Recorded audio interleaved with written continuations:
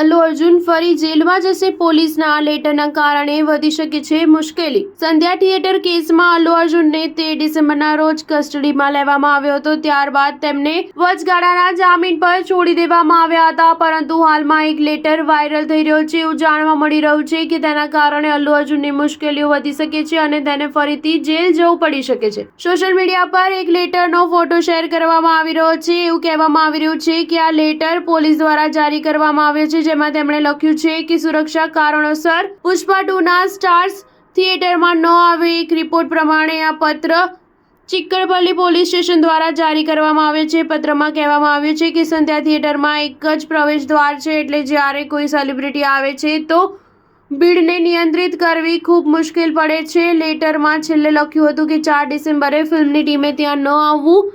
જો આ લેટર સાચો હશે તો અલ્લુ અર્જુનની મુશ્કેલીઓ વધી શકે છે. તેઓ હાલમાં 12 જાન્યુઆરી સુધી જામીન પર છે. જો એવું સાબિત થાય છે કે તેની ટીમે પોલીસની સલાહને અવગણી હતી તો તેની સામે કાર્યવાહી પણ થઈ શકે છે. હાલમાં લેટરનો ફોટો સોશિયલ મીડિયા પર ઝડપથી વાયરલ થઈ રહ્યો છે. હકીકતમાં 4 ડિસેમ્બરે હૈદરાબાદના સંધ્યા થિયેટરમાં પુષ્પા 2ના પ્રીમિયર શો દરમિયાન ભાગદોડ મચી ગઈ હતી. આ નાસભાગમાં રેવતી નામની મહિલાનું શ્વાસ રૂંધાવાથી મોત થયું હતું. આ મામલે અલ્લુ અર્જુન, તેની સિક્યુરિટી ટીમ અને સિનેમા હોલ મેનેજમેન્ટ સામે કેસ નોંધવામાં આવ્યો હતો. હવે આ કેસમાં શુક્રવારે સવારે તેના ઘરેથી અલ્લુ અર્જુનની ધરપકડ કરવામાં આવી હતી. તે પછી નીચલી કોર્ટે તેને 14 દિવસની ન્યાયિક કસ્ટડીમાં મોકલી દીધો. એ પછી અલ્લુ અર્જુને હાઈકોર્ટમાં અપીલ કરી હતી. શુક્રવારે હાઈકોર્ટે તેમને વચગાળાના જામીન આપ્યા હતા. હાઈકોર્ટે કહ્યું હતું કે નાસભાગની ઘટના સામે અભિનેતાને જવાબદાર ઠેરવી શકાય નહીં, કારણ કે તે જરૂરી પરવાનગી બાદ ફિલ્મના પ્રીમિયરમાં આવ્યો હતો. અલ્લુ અર્જુનને